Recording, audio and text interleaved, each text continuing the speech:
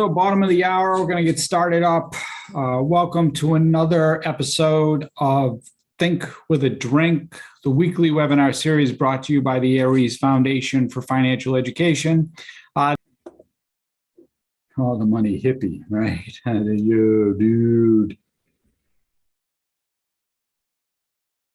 So, money hippies really don't want to talk about money, right?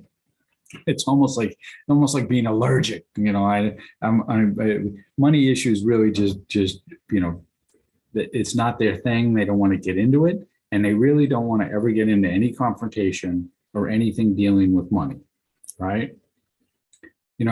They're more of the it is what it is. I've got what I got. I'm good, right? And you're really not worrying about it, not worrying about what needs to be paid or what needs to be done.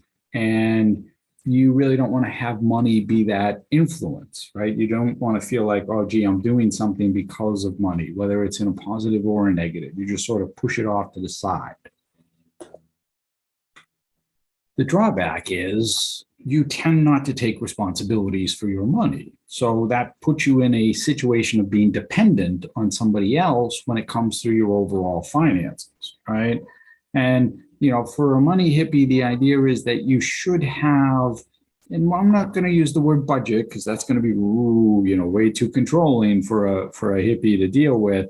But, tracking, just understanding what's being paid, when, what bills are due, when it's done, maybe balancing the checkbook type of thing. But, little incremental steps of just understanding and getting used to and feeling okay. We talked about that idea of confidence and control.